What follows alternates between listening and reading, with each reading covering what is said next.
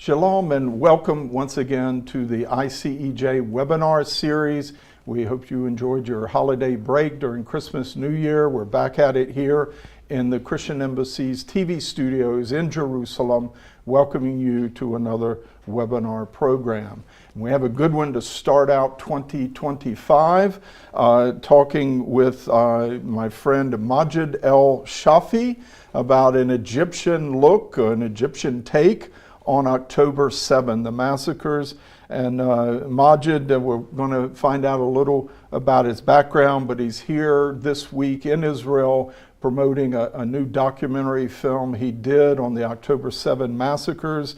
And it's just unusual that it's coming from an Egyptian source, an Egyptian human rights advocate, and we want to get his take on it. But Majed, great to have you here with us. Thank you for having me. Yeah, you're actually a former ICEJ staff member when we had to keep you quietly on staff years ago because you have a very unique background. I think I want to give that to our people first before we get into the film that we'll be seeing tonight. I've seen some of the trailers, like a 15-minute clip that you sent us. I haven't seen the whole film, but I'm really looking forward to it.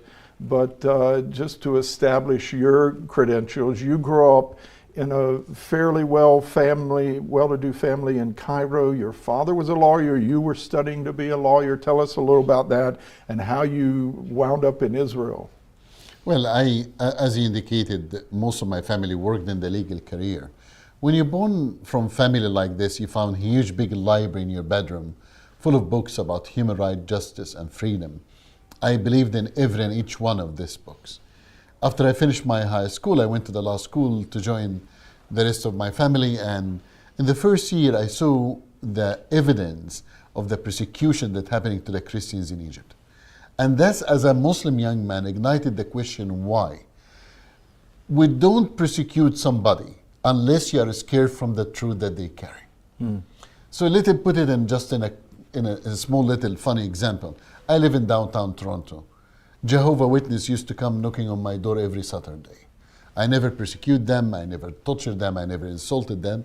The opposite, I always smile in their face and I tell them, come in, let's have a cup of coffee together. Once they come in, I lock the door, they can't leave, but that's a different story. And now they stop coming altogether, I don't know why. But they are not persecuting us, they are persecuting Christ in us. That's ignite my self-search for Christ and understanding what's Christianity. I converted at the age of 18 from Islam to Christianity. I started an underground organization in Egypt. I wrote a book about the difference between Islam and Christianity. In August 15, 1998, 1:30 in the morning, I was in my office. I heard knock on my door. I was kidnapped by police officers, 5 soldiers, 2 police officers. They took me to police station and they told me, we know everything about you, but we don't know who is the rest of your team, who is the rest of your group that you built. I told them, I don't know which team and which group. And if you know everything about me, why are you asking me? What I was trying to protect is the rest of my team in Egypt. I went to Abu Zabal prison for 7 years. I was tortured severely, from hanging me upside down to putting my head in cold and hot water, to crucifying me for 3 days, putting salt and lemon in my open wounds. It's only by the grace of God that I can sit down beside you right now. One of these times, they released 3 dogs to attack me. And I prayed to the Lord, and these dogs did not attack. The officers and the soldiers start to beat the dogs to attack. The dogs did not attack.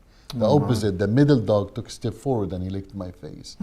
He is the same God yesterday, today, and tomorrow, and forevermore. I received the death penalty, and out of the death penalty, I could not stay. Of course, in Egypt, I was able to escape out of my house arrest. Where you go? You go to Libya, Saudi Arabia, Jordan, Sudan. All of these countries, as a Muslim Arab countries, that they would do the same to you. The only country in the Middle East, the democratic country, is Israel. I didn't know anything about Israel at the time. I know that the enemy of my enemy is my friends. I stole a jet ski, and many of you here will say, but you're reverend, you're a man of God. How could you steal a jet ski? I stole the jet ski, and it was fun. And I escaped from Taba, Hilton Taba. In the Sinai, just in Sinai, yeah. Yes. To Princess Hotel in Eilat. You went right by the Israeli speedboats on a jet ski. On a jet ski. A brown James Bond, if I may add. So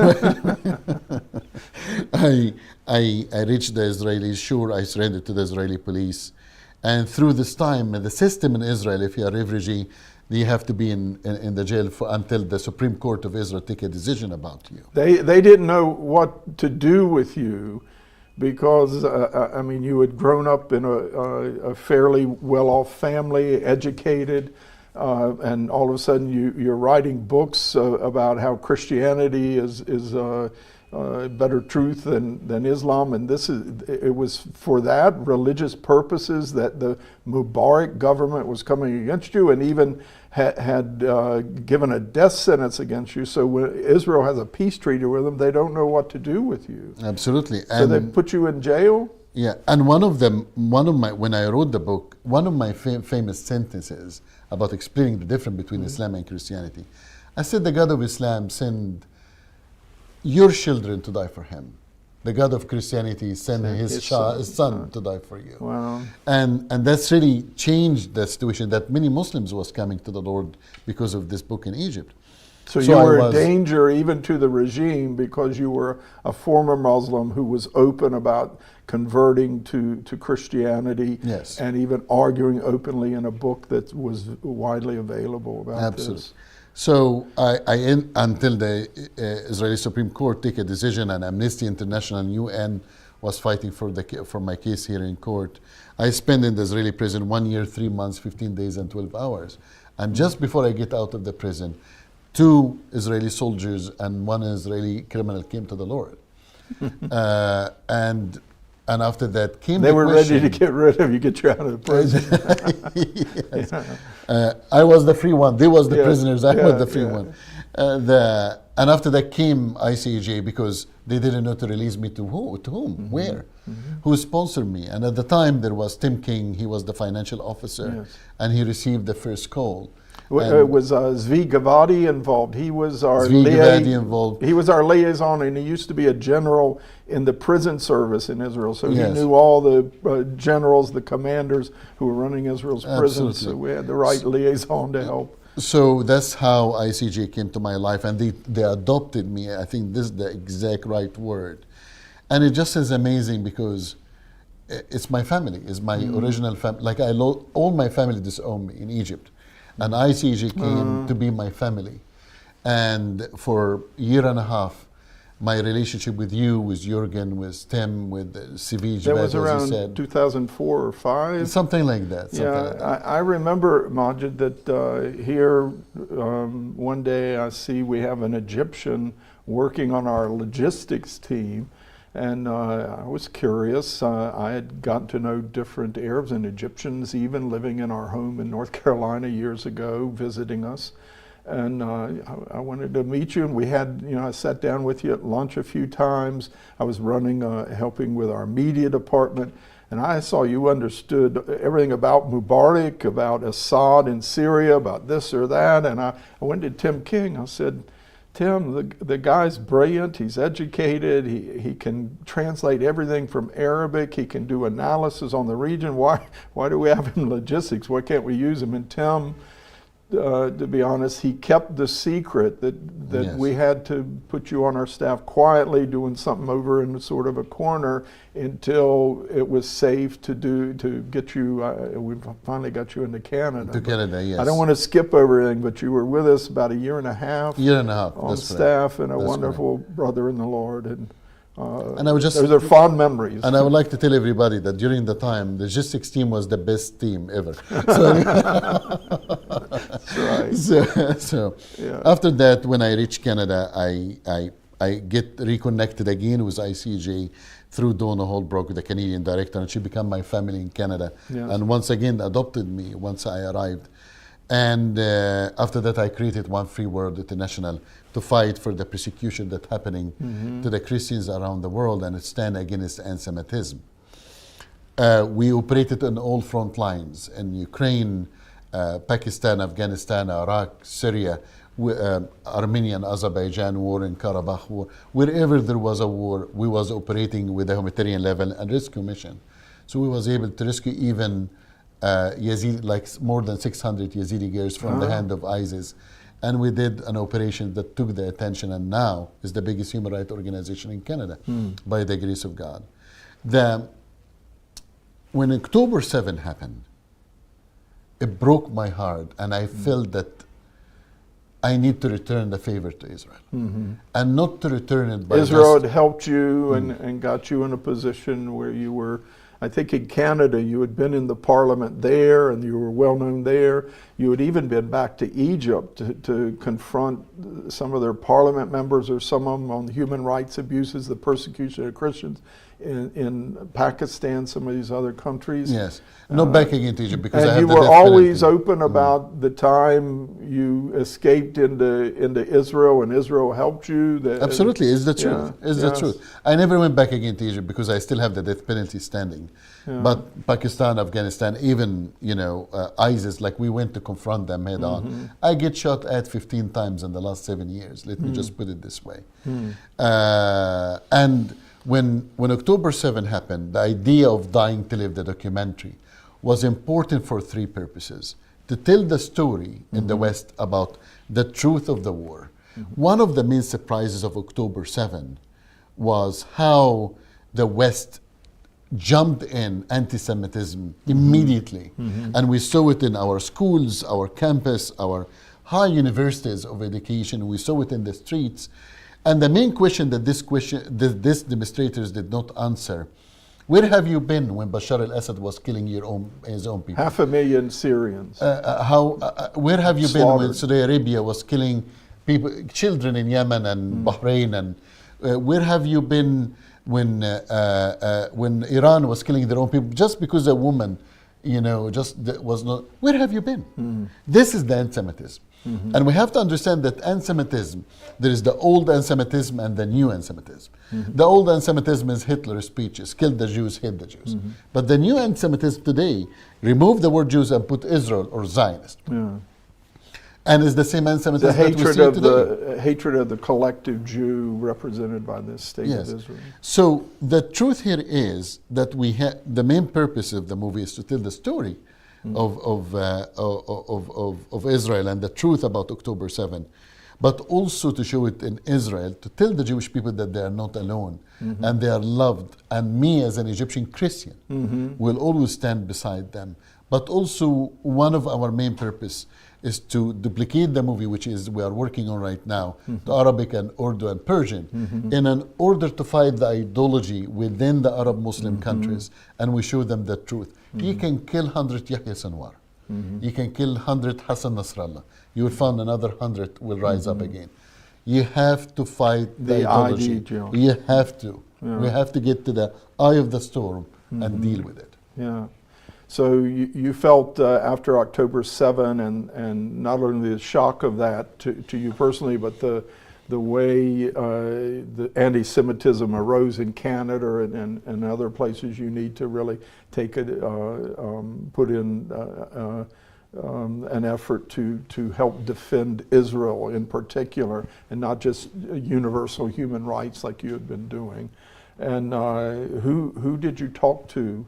I know you interviewed the families of hostages, of victims of October 7, but you also wanted to include a message where you were talking to representatives of Islam, scholars or whoever, saying how can this ever be justified? Who all did you talk to? What was the whole concept and thrust of The whole film? concept- The film's called Dying to Live, just to make sure everyone understands. And the name, it was special because the Jewish people die every day in order for them to live. live on. So it was Am Israel the perfect High. name for Yes. October 7. Yeah, go ahead. Yeah. Am Israel High, the people of Israel Yes. live. Okay, yes. Yeah. So what's happened that we wanted a movie that will be honest, will be objective, And so we talked to Muslim leaders, Christian leaders, Jewish leaders. We talked to survivors, victims. We talked even to Palestinians that in the Palestinian Authority areas in Rafah and Gaza. We talked to them and we was open to them about what is the conflict. And now, it's very important, and I thank all our partners. ICEJ was partner in the movie, Bridges for Peace. There is also Jewish organizations was partners with us, and I thank all our partners that join us. Dan Gordon also was partner with us. So we are very thankful to all our partners that came alongside and make this happen. But the main thing that we have to understand, that this movie, and not just that we are taking from every angle and every view, but we have to understand that the truth have to be said now. In the Holocaust, we said never again. No, it is happening again. And October 7 was one day of a Holocaust. And if we're remaining silent today, me and you will be in tomorrow. We'll be United States tomorrow. We'll be Canada tomorrow. We'll be Europe, and Europe in a very sensitive position today, you know, because the whole Muslim agenda there right now. And you have Muslim leaders that they admit of October 7. They admit how evil it was. In the movie, they admitted it. They said, yeah, I'm ashamed of what's happened. But also you have people that they said October 7 didn't happen. There was no rape for Jewish women. Already. Yeah. There was even though it was broadcast in Hamas network. It was not broadcast. It's not forget about the Israeli evidence. Filmed it. They filmed it and they broadcast it. And there's still people that denying that. The main concern that we all of us have, if there is a denial today, and the amount of lies that being said, one of the lies, many people they say, oh, you don't want Gaza to be free. I told them, I'm fighting for Gaza to be free. But let's free Gaza from Hamas. Let's free Gaza from Hamas first. Let's talk about an organization, Hamas, that stole every resource of their own people. And instead of building schools, building tunnels, they know that the war will start 2 years before. They didn't even build one shelter to their own people. They left them to be. They are using their schools, hospitals, homes to hide weapons. They are using their own people as a human shield. And you tell me that Israel is the problem? Let's free Gaza. I am with you. But let's free Gaza from Hamas while the leaders enjoying their 7 stars hotels in Qatar and champagne and caviar. Some of them worth billions of dollars. Absolutely shocking that, for me, Palestinian nationalism, the movement, is the world's biggest extortion network, and Hamas has used it well. Even now, to maintain as much power as it can in Gaza, they just take all the food and then sell it at a higher price and live off the profits. All this free food people are giving them. It's absolutely outrageous. And the disaster that if today there is another election in Gaza and West Bank, Hamas will still win the election. So now you tell me how this, we have to fight the ideology. We have to. There is no another way around it. It's dangerous, and we have nothing. And I know that I'm speaking as well on behalf of ICEJ when I say that. We have nothing against Arabs. We have nothing against Palestinians. We have nothing against Lebanese. We have nothing against Iranians. We have nothing against Syrians. But it's the regime that we're fighting. It's Hezbollah. Is the Hamas that we're fighting. This is an evil that not only hurting the Jews, is also hurting the Christians and other minorities. So there are other documentaries now coming out about October 7. I know Sheryl Sandberg, formerly of Facebook, she did a very excellent, powerful one, Silence, got a lot of noteworthy attention to that, and focusing on the violence, the sexual violence against women. But your movie, to sort of set it apart, what makes it different, first of all, I got to tell this to our audience tonight when we do our showing. Is there a lot of is it very graphic, some of the extreme graphic footage? You want people to see this? They have to wake up. Yeah. Politically correctness is the very cancer in our Canadian, in our Canadian Westerner fabric. Yeah. We have to wake up. And when you have people that are lying every day in the national television, they call it genocide. Now, I need to ask you. Now, they said that people killed, and Israelis killed Palestinians more than 45,000 civilians so far. I ask you, I ask anybody, where did you get this information? Where did you get this number? They said from the health ministry of Hamas. You want me to believe terrorists? It's like you're telling me, go ask ISIS how many schools that they are built. You think that I will believe them? And let's say that the numbers is correct. Me and you, let's just say the numbers is correct. How do you know that they are civilians? How do you know they are civilians? They don't distinguish. You have They include people who die naturally, which every year in Gaza is 5,000-10,000 people. Not only that, Hamas wear jeans. They wear civilian clothes wear and they civilian go fight. clothing, And after that, sure. they tell you, no, he's civilian because he's wearing jeans. Are you kidding me right now? Because he's wearing flip-flop, he's civilian? You know. So how do you know? And the most, I don't want to say funny, I would say the most catastrophic thing that when they asked to arrest Netanyahu side by side with Ahmad Deif as a terrorist from Hamas. Yes. The International Court of Justice, the criminal court, the International Court in The Hague.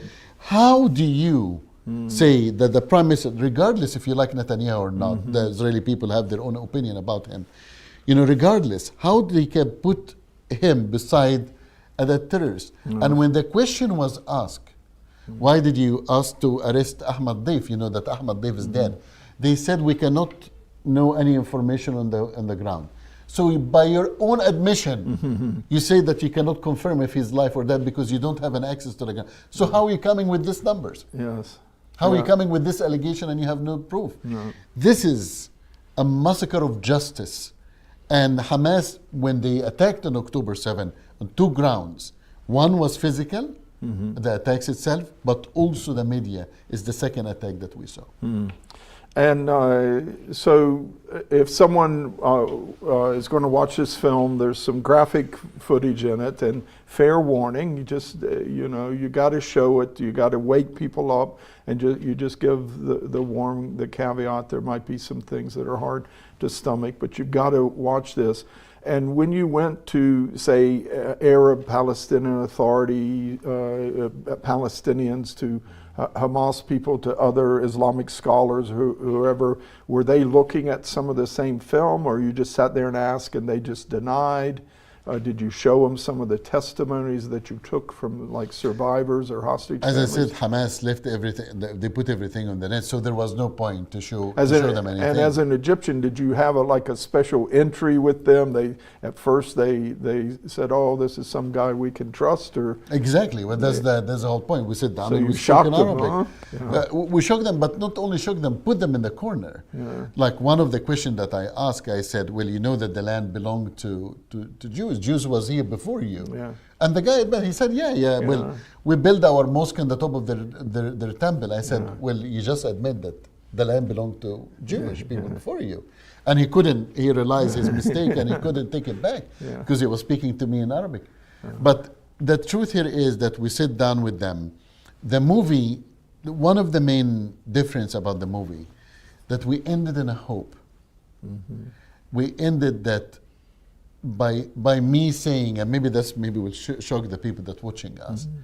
In the end, I said thank you to Hamas, and everybody was like, "How did you say thank you to Hamas?" And I say thank you to Hamas because Hamas was able to reignite the Jewish people, united them. If you really want to. They were pretty divided. I was here. Divided. I lived through the judicial reform debate, and it was not nice. And now we can see them united. Now can you see them returning back to the IDF, volunteering? They're doing. So I thank Hamas as well for reminding us what is the Jewish soul, what is the Jewish spirit, but also to show us the ugly face of extremism and anti-Semitism in the West that we was not aware of it. So what are these charges? You mentioned war crimes, accusations, and these arrest warrants for Netanyahu and Yoav Gallant, former defense minister. But what about this other case at the International Court of Justice, also in The Hague? International Court of Justice, about Israel committing genocide in Gaza. How do you take those charges? Let me ask you, who is the president of the international? Nawaf Saleh or Nawaf Said. He used to be the Lebanese ambassador to the UN. Yes. A man that accused of anti-Semitism and being attacking Israel all along, way before. He was pro-Hezbollah. And Yes, and he's supported by the Hezbollah when he tried to run as a president. You tell me, he's the man that you should put on a case to like be this? president, he has to be a Lebanese Christian. Is the man actually I don't think he's a Lebanese Christian. He will he not was take running the for some office He will, in- some office, another office, in Lebanon. whatever that is. But the question here is, how you put him as a president? How can you? The International Court of Justice supposed to be not just making a fair judgment, but far away from the look of bias, because you are giving the people the sense of unfairness. Yes. How can you do that? In Article 24, within the International Court of Justice, they tell you that any judge that feel a conflict of interest, has to he have to recuse resign. recuse himself or resign. Accuse himself. Look, from it's all political, and the UN, any global body just has such corruption in it. Just look at the World Cup in Qatar, and all the bribes that go into it, and the UN system is the worst purveyor of anti-Semitism today, and so the International Court of Justice is stacked against Israel. Thank God for this Justice Subatende from Uganda. She's a born-again Christian, and she's honest and truthful and right in all that she's saying about how this is a travesty, this case by South Africa, that Israel's committing genocide in Gaza. It doesn't mean isn't any suffering there. There's a lot, but I blame Hamas first and foremost.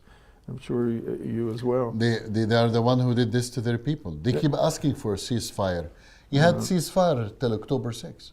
What changed? Tell me this: the Egyptian government, Egyptian authorities have been mediating to get another hostage release that we did have. I was a little surprised by it, that you got about half the hostages out in that first release over a year ago, November, December of last year, and of 2023. Our friend Gadi Taub on our webinar series said that Hamas was too successful on October 7th. They got too many hostages, and it was too many to keep track of, so they gave half of them back. Now they got 100 or so. And how is Egypt's role? Have you been following it? What would you say about Egypt? I would say Egypt's role is devil advocate per se. Let's just put it in a concept. The peace with Egypt, there is the good and the bad and the ugly. Yeah. So the good part, that Egyptian is a solid peace, is a cold peace, but is a solid peace. And after Mohammed Morsi came over, the Muslim Brotherhood, and was thrown removed, out of office every year. Thank God. by Sisi. By prayer. By prayer. And by the strong people of Egypt, that Yes, I hope that they saw the largest truth. protest in human history. 13 Absolutely. million or something in the streets. It was 30 million. 30 million in the 30 million. streets, a third of the country. There was a lot of cooperation between the intelligence between Egypt and Israel, especially when ISIS tried to get into Sinai, the Wilayat Sinai, and there was a lot of intelligent cooperation between the Egyptians and the Israelis, and they was able to flush them to Gaza. But the sad part here is that also the tunnels, Egypt know about the tunnels from Rafah to Gaza. Please don't tell me that there is not. They say, oh, we didn't know. Don't humor me, They know very well, but they have to give something to Hamas to keep them quiet. But some of this materials came through Egypt. We know that, and you know that.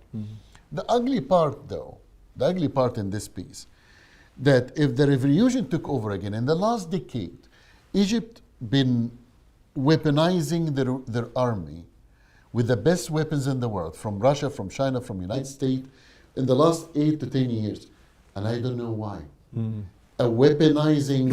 Extending the weaponizing of the army. You have 4 million an active soldier and officer in Egypt today. They build a highway that the army can extend anywhere in the country within 6 hours. And they tell you, oh, just because the Iran, the Turkey interest, and so on and so forth. But tell me, if the Muslim Brotherhood took over, who will be controlling these weapons? And this is the problem. And that's why Israel, when And Bashar they have al-Assad weapons factories like the M1 Abrams, the main Absolutely. U.S. Absolutely. mainline battle tank. There's a factory there that they makes them. are on a speed of creating weapons and tanks and submarines and all of this stuff. What's happening? What's You'd going rather on? see it to help the Egyptian people because they don't have any real serious. And Lebanon's a mess. Sudan's a mess. How Israel's not going to attack them? Who's their enemy? Yeah. So, and they will use, regardless what it is, the question that the Egyptian government have to respond back. If the Muslim Brotherhood took it over, the same like Syria, can you protect these weapons from ending in the wrong hand? I really doubt it. Yeah. Okay. And look, we have a new old president, Donald Trump, coming back into office in just a few days, and the whole prospects of the Abraham Accords. Hopefully, Israel's emerging to victory in the current conflict. Dealt a serious blow to Iran, but there's still a serious threat there, and Yemen, and all of this, and what's going to happen with Syria.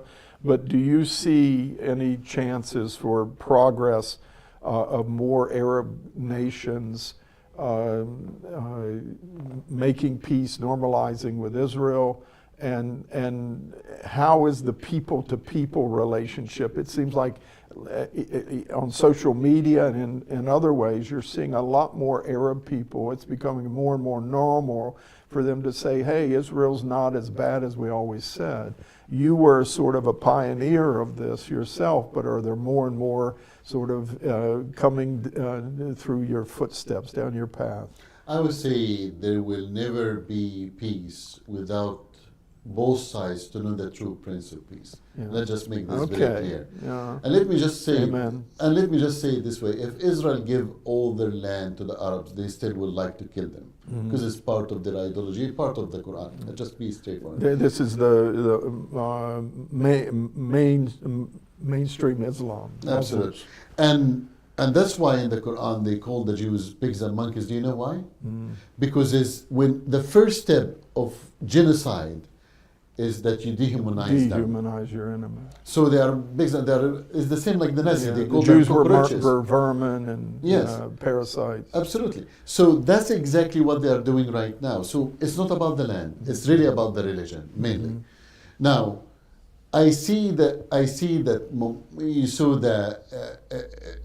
the peace agreement with Emirat, with Bahrain, with Morocco, and Saudi Arabia almost signed an agreement, but the war in Gaza stopped that. I am hoping, because there is more countries, I think, and I believe, that they see their interest.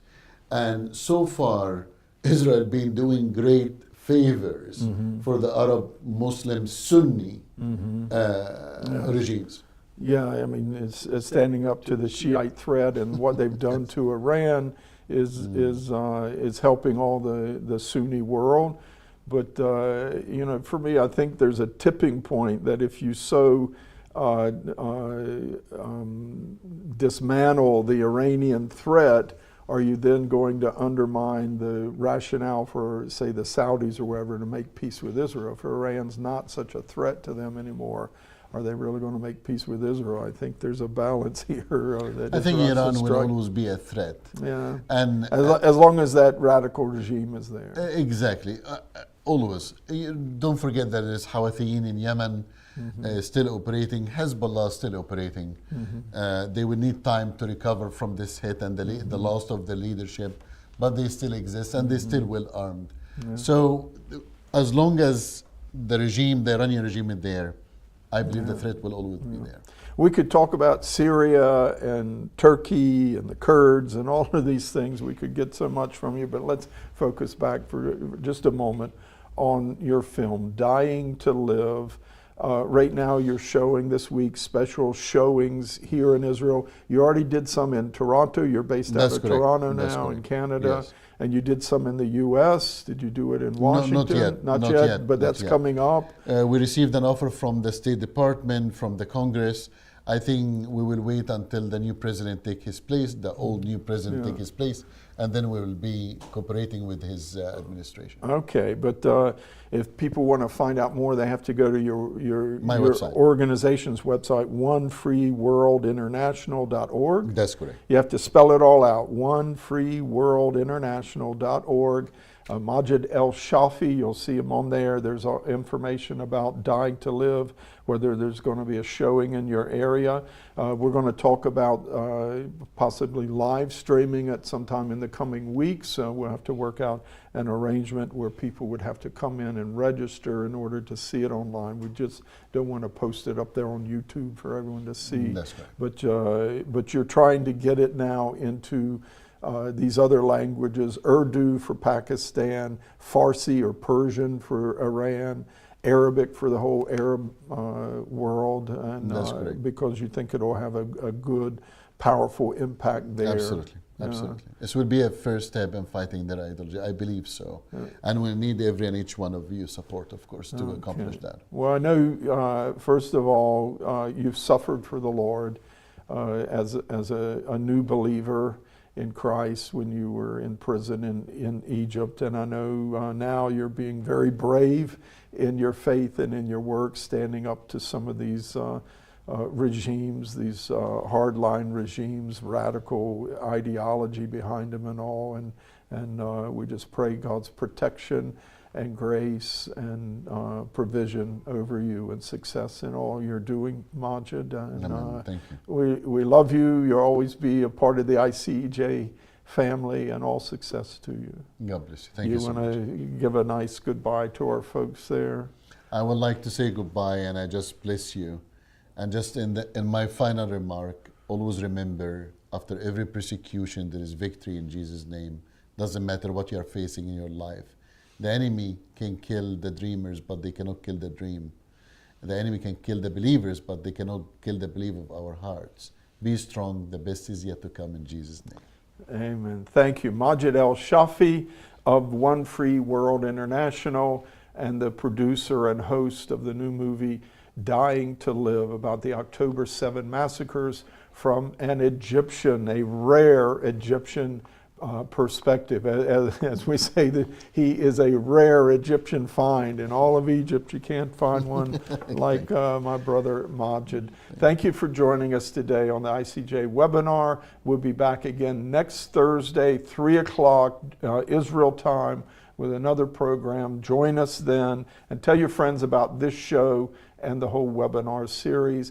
And remember, stay tuned at the top of the hour. Well, it's actually at 4:30 every day now. We have our global prayer gathering daily, coming together to pray for Israel and the region, to pray for more fruit among the Arab and Muslim world, like our brother Majed, more people coming to the Lord and having their hearts changed towards Israel. Join us then.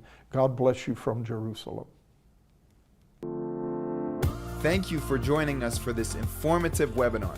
Be sure to subscribe to our social media channels or visit our website at icej.org for upcoming webinars and more ICEJ exclusive content.